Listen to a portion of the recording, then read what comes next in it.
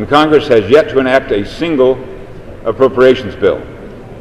Out of 12 total bills, 2 have passed the House, while 10 bills were never ever considered by the full committee. Even more astonishing, Mr. Speaker, is this fact. During all of 2010, the full Appropriations Committee met just once in July, and that meeting occurred almost a full year since the last time the committee met in July of 2009. This record is all the more striking when you consider the fact that the House has spent week after week, month after month, considering hundreds of insignificant bills while ignoring the substantive work required of the Congress to pass a federal budget.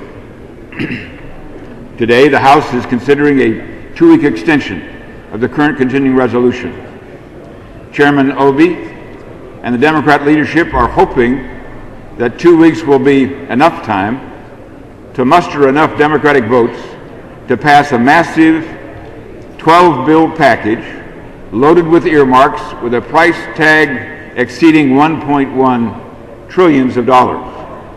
If they succeed, House Democrats will pass an omnibus without a single Republican vote.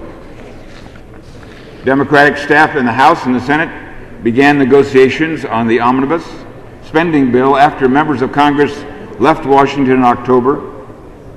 Realizing that these negotiations excluded input from the elected members of Congress and recognizing the likelihood that these negotiations would lead to yet another massive trillion-dollar government spending bill, I directed my staff not to engage in these negotiations. While Democratic staff was focused on additional ways to spend money, Republican staffers on the committee were working to identify spending cuts. As I've made clear time and time again, I am strongly, unequivocally opposed to any potential omnibus spending bill the Democratic leadership may be planning to bring to the House floor before the end of the year.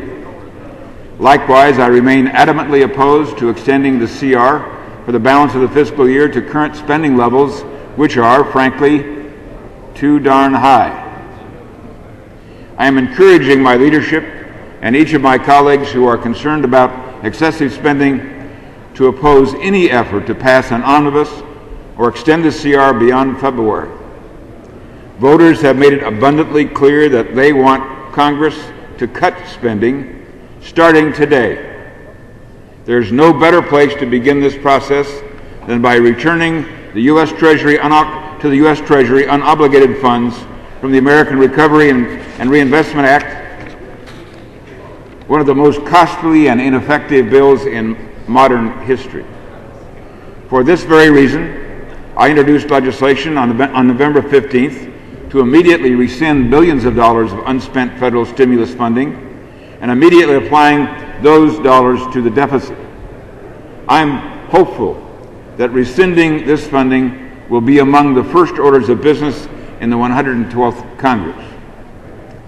This commitment to cut spending will also consist of rescinding previously appropriated dollars passed under the current Democratic majority, as well as dramatically scaling back funding proposed by the President in his final 2 years in office.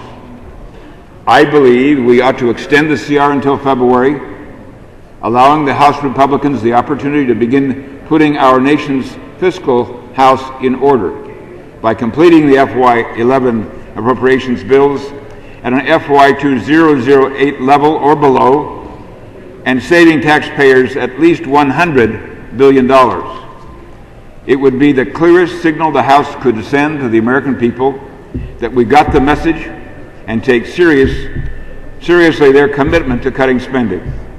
Should the Democratic leadership muster the votes to pass an omnibus in its last gasp effort to spend yet another $1 trillion+, every penny above and beyond the 2008 levels will be on the chopping block come January.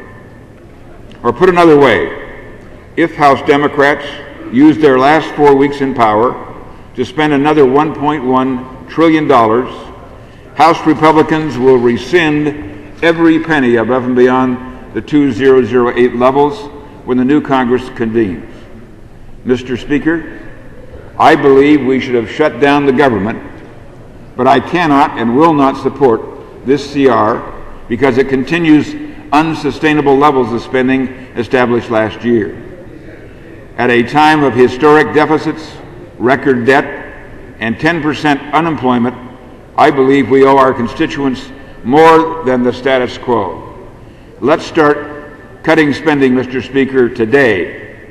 I urge a no vote and reserve the balance of my time.